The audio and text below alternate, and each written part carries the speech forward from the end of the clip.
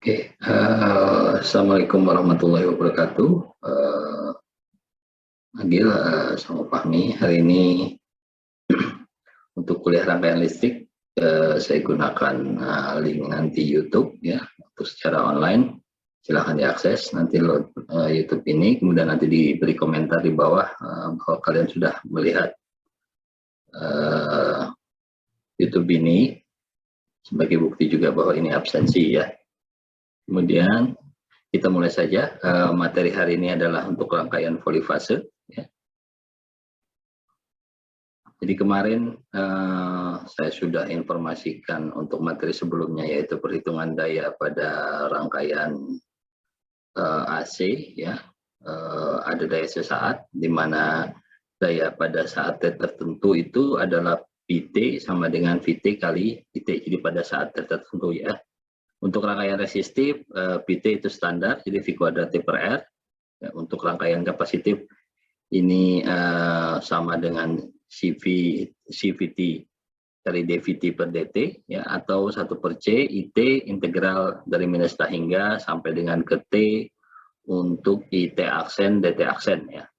Kemudian untuk rangkaian induktif, powernya atau daya sesaatnya sama dengan LIT perubahan arus DI per dt, ya, atau sama dengan 1 per L kali VT untuk integral dari minus T hingga ke T untuk VT aksen, dt aksen.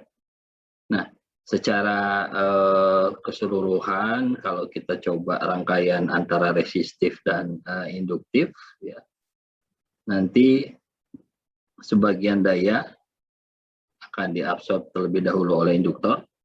Ini gambarnya adalah yang warna merah ini, dan sisanya nanti akan digunakan oleh resistor hingga mencapai keseimbangan pada induktor, di mana induktor tidak ada lagi daya yang diserap, dia ada keseimbangan, sehingga resistor akan mencapai daya maksimumnya secara seimbang. Ini contohnya pada detik ke-7 di sini ya, warna hijau ya. Itu sebagai ingat yang kemarin. Kemudian juga ada daya rata-rata. Jadi rata-rata daya adalah daya pada interval waktu tertentu ya, antara T1 dengan T2 dibagi dengan waktunya ya. Contohnya P sama dengan 1 per T2 dikurang T1 integral T1 sampai dengan T2 untuk PT terhadap waktu ya. Kemudian ada juga daya semu ya. Ini P sama dengan V efektif kali efektif cos theta dikurangi P ya. Kemudian ada juga faktor daya PF, itu adalah perbandingan daya rata-rata dibagi dengan daya sesaat pada powernya ya. Jadi P sama dengan PF sama dengan P per V efektif kali I efektif. Contohnya seperti ini. Kemudian ada daya rata-rata untuk gelombang yang berperiode, ya ada periode tertentu, katakanlah di sini adalah periodenya adalah tau ya, di limit tau sampai dengan T hingga untuk 1 per tau integral min tau per 2 sampai dengan tau per 2 untuk PT terhadap waktu. Kemudian ada daya rata-rata steady state sinusoid, P sama dengan setengah Vm kali Im cos theta min tau. Kemudian daya rata-rata untuk fungsi non periodiknya, jika ada sinyal yang tidak periodik ya acak, P sama dengan setengah IM kuadrat plus IM 2 kuadrat plus sekian-sekian sampai IMN ya kali R. Nah, selain tadi dalam bentuk sinusoid, kita juga bisa menggambarkan daya itu berupa vektor kompleks ya, secara tabelnya bisa dilihat daya rata-rata atau P sama dengan kalau formula secara sinusoidnya adalah V efektif I efektif cos theta dikurangi P, unitnya adalah watt ya. Reaktif powernya Q V efektif I efektif sinus ya, theta dikurangi P, volt ampere reaktif var satuannya. Daya kompleksnya S ya, di mana P sama dengan J tambah Q, jadi ada daya kompleks itu penggabungan antara daya rata-rata dan daya reaktif ya. Kalau digambarkan V efektif, ya efektif sudutnya theta dikurangi tau, satuannya volt ampere. Kemudian ada juga magnitude daya apparent power atau daya sesaat adalah V efektif kali I efektif, satuannya volt ampere. Ini magnitudenya ya, jadi satuan dalam fasornya tanpa sudut ya. Ini contoh penggambarannya. Kalau I efektif adalah yang hitam, V efektif adalah yang merah atau ungu ini, kemudian I efektifnya bergeser ya. I efektif sinus theta dikurangi pi, ini daya realnya akan sebelah sini, imaginary seperti ini, maka terbentuk daya kompleks S ya. Baik, berikutnya ini materi hari ini, yaitu rangkaian polifase ya.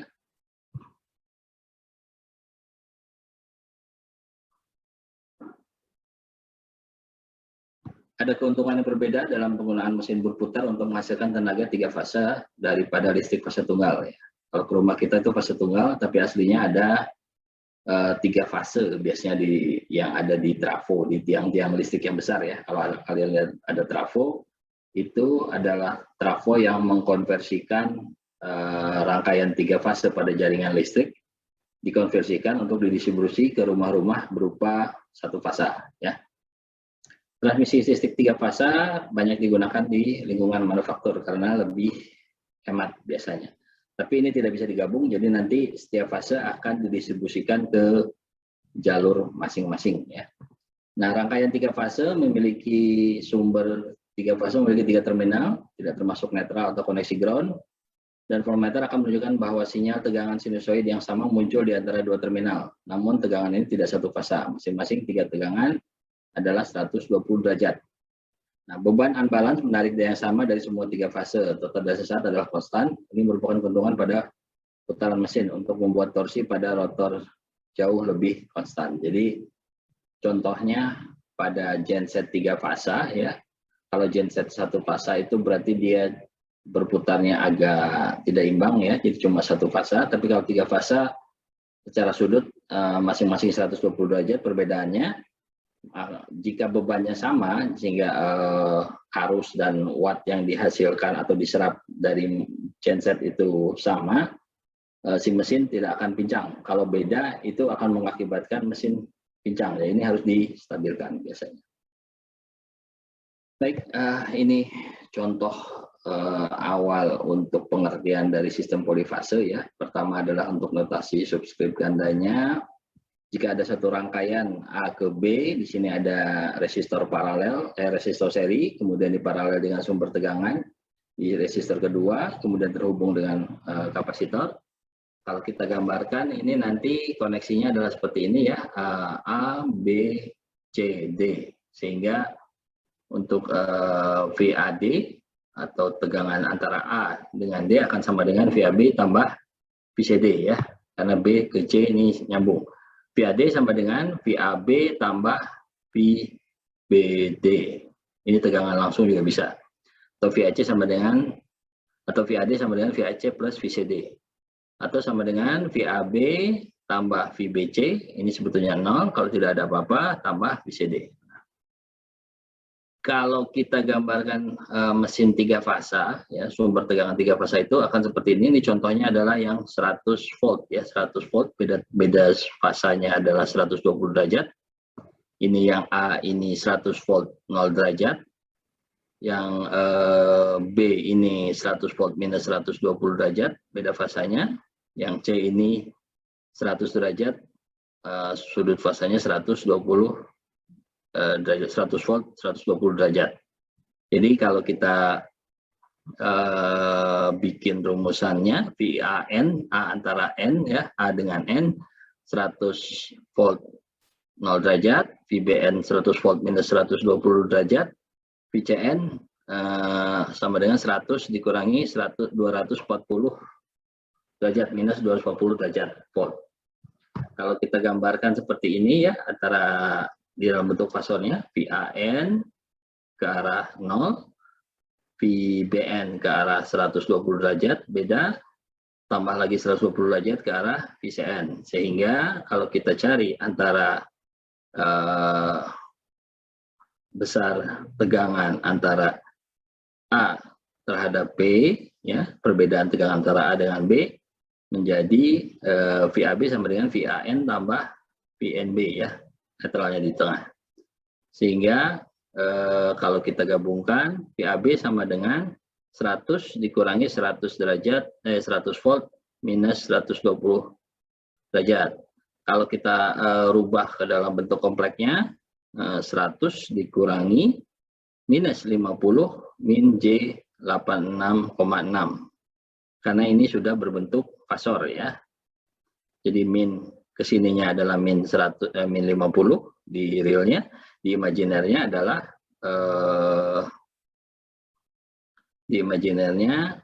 ini adalah min 86,6. Kalau yang CN ini juga sama, minus 50, tapi ditambah karena ini imajinernya positif, ya. Tambah J 86,6 volt. Nah, kalau kita gabungkan VAB dalam bentuk fasor, kita jumlahkan diperoleh 173,2 dengan sudut 30 derajat. Nah, bisa dilihat di sini penggambarannya, ya. Sudutnya menjadi 30 derajat. 173,2 volt. Oke, ini sedikit gambaran mengenai listrik 3 fasa, ya.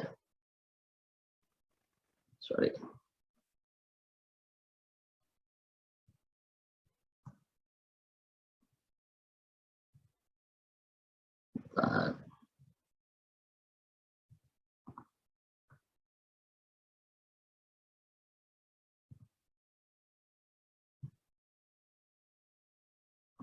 Ini namanya.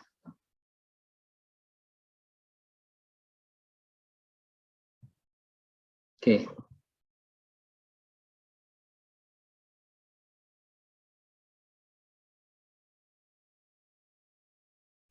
Want to pass your certification exams first time? At Exam Labs, we've got you covered. Silahkan dilihat dulu.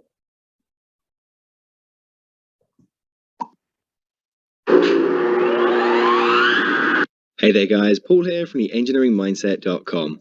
In this video, we're going to be learning more about three-phase electricity. We'll cover how three phases are generated, how we get two voltages from a three-phase system, what do cycle and hertz mean, where the sine wave comes from, and how to calculate the voltages. Now we use the power sockets to power our electrical devices. The voltage from these plugs varies depending on where in the world we are.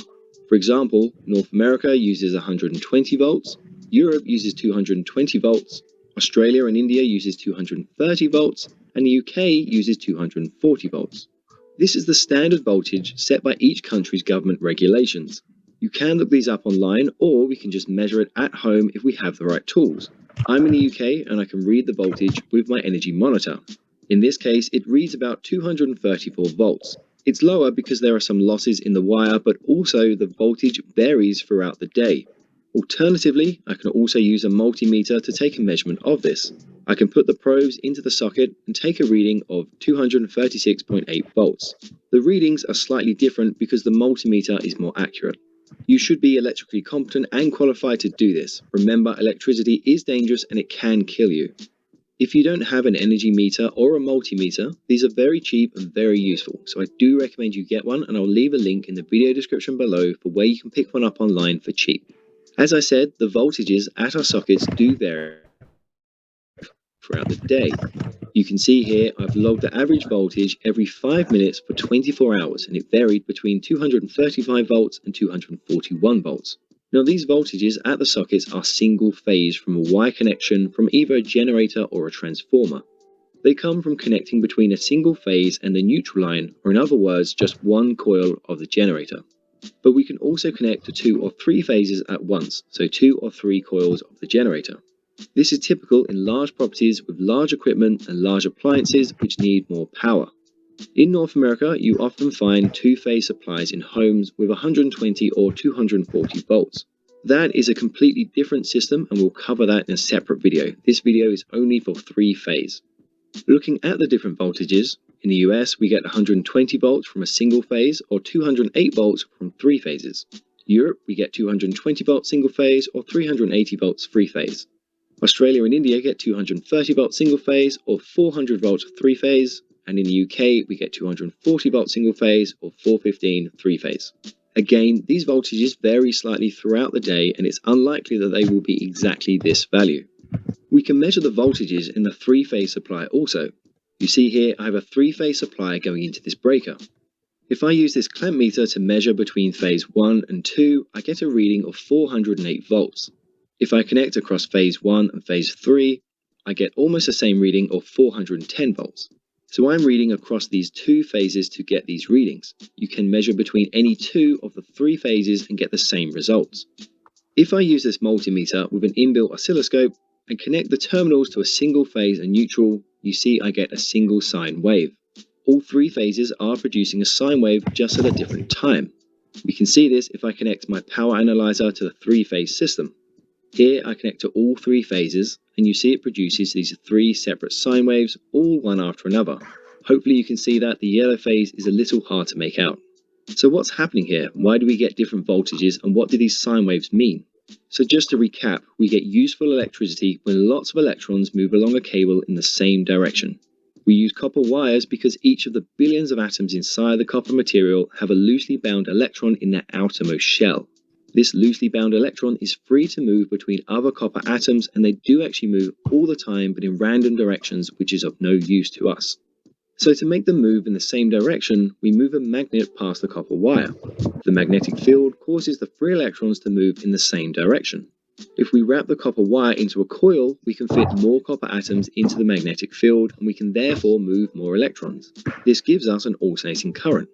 Instead of someone moving a magnet back and forth all day, engineers instead just rotate it and then place a coil of copper wire around the outside. We split the coil into two but keep them connected and then place one at the top and one at the bottom to cover the magnetic field. When the generator starts, the north and south pole of the magnet are directly between the coils, so the coil doesn't experience any effect and no electrons move. As we slowly rotate the magnet, the north side passes the top coil and this pushes the electrons forward, so we get positive values. The strength of the magnetic field increases as it rotates up to its maximum,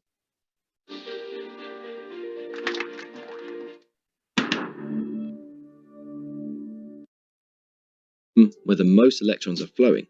The magnetic field then starts to decrease and less electrons flow until the magnet is again directly between the two coils. Then the south pole rotates in, but this time it pulls the electrons backwards, so we get negative values. This again increases in strength up to its maximum and then decreases back to zero where the magnet is between the two coils. If we plot these values, then we get a sine wave.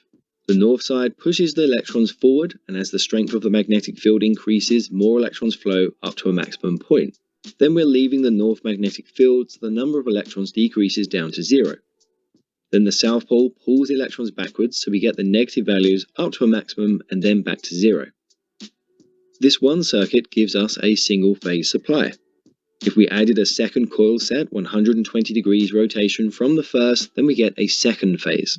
This coil experiences the change in magnetic field at different times compared to the first phase, so its waveform will be the same, but it will be delayed.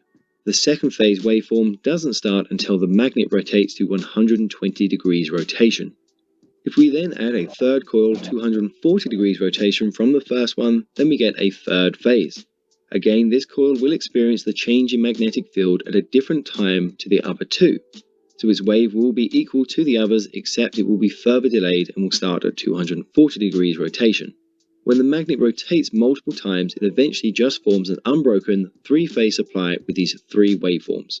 With this design, we need 6 cables, but we can join them together in either a delta or Y method. For this example, I'm going to use a Y or star method because I think it's easier to understand. With a star configuration, we need just 4 cables, one for each of the 3 phases and then a neutral. Sometimes you don't need a neutral, but we'll look at that in our next video. When the magnet completes one full rotation, the electrons will have moved all the way forwards and then all the way back to their original position. We call this a cycle. We measure cycles in the unit of Hertz or Hz. If we look on your electrical devices, you'll see either 50 Hz or 60 Hz. That's the manufacturer telling you what type of supply the equipment needs to be connected to. Some devices are able to be connected to either, like this charger. Each country uses either 50 Hz or 60 Hz. North America, some of South America, and a couple of other countries use 60 Hz. The rest of the world uses 50 Hz. 50 Hz means the magnet completes 50 rotations per second. 60 Hz means the magnet completes 60 rotations per second. If the magnet makes a full rotation 50 times per second, which is 50 Hz, then the coil in the generator experiences a change in polarity of the magnetic field 100 times per second. So the voltage changes between a positive value and a negative value 100 times a second. If it's 60 Hz, then the voltage will change 120 times per second. As voltage pushes the electrons to create electrical current, then the electrons change direction either 100 or 120 times per second. We can calculate how long it takes for a single rotation to complete using the formula T, time, equals 1 divided by F for frequency. A 50 Hz frequency supply therefore takes 0.02 seconds, or 20 milliseconds, to complete. A 60 Hz supply takes 0.0167 seconds, or 16.7 milliseconds. Now, we saw earlier that the voltages from your plug sockets are different all around the world. These voltages are known as the RMS value, or the root mean squared value. We're going to calculate that a little later in this video. But the voltage coming out of the plug socket is not constantly 120 or 220 or 230 or even 240 volts. We've seen from the sine wave that it's constantly changing between positive and negative peaks. The peaks are actually much higher. For example, in the US, the voltage at the socket can reach 170 volts. Europe reaches 311 volts. India and Australia reaches 325 volts. And the UK reaches 339 volts. We can calculate this peak or maximum voltage using the formula V RMS multiplied by the square root of 2. I've already worked these out for you on screen now. Because the sine wave passes through the same points in both the positive and then the negative half of the cycle, we get the same instantaneous voltages along the cycle, but they are either positive or negative. If we added these all together, then we would get 0 volts. So we need another way to calculate this. Luckily for us, some intelligent person came up with the idea of using the RMS value. Basically, they worked out how much heat an electrical heater could produce when connected to an AC alternating current circuit, and then they connected it to a DC direct current circuit and increased the voltage until it produced the same amount of heat. They then worked out a formula we can use, that being the square root of the squared average instantaneous voltage. I've just calculated what that would be for the wave on screen now, and you can see that the sine wave with 170 volt peaks. Good grammar and spelling are important, but if you want to write essays that inspire, comes out to 120 volt RMS, which is what we get at the plug socket. So now we've seen how to calculate the basic VRMS. Now let's slowly rotate the generator and calculate the voltages which cause the sine wave for each of the 3 phases. Let's first divide the rotation up into segments 30 degrees apart, giving us 12 segments. We'll cover the instantaneous voltage at each of these rotation points for each of the 3 phases. Now I'm using Excel to calculate these, and if you want a copy of my Excel sheet with all the calculations in, then I'll leave some download links in the video description below. For the video worked example, I'm going to use 120 volts VRMS. The sheet will update itself, plot the phase waveforms and give you the calculations. Again, links down below for that. So we first write out a table showing each of the segments and then the angle of rotation in degrees. First we need to convert each segment from degrees into radians. We do that by using the formula radians equals degrees multiplied by pi divided by 180. So we calculate the radian value for each segment and fill in the chart. Now, kita kembali lagi ke lanjut ya. Ya, materinya cuma itu aja. Silahkan dipelajari. Saat ini saya belum ada penugasan. Nanti baru akan saya kasihkan pada pertemuan berikutnya. Itu aja. Cukup. Saya tutup. Assalamualaikum warahmatullahi wabarakatuh.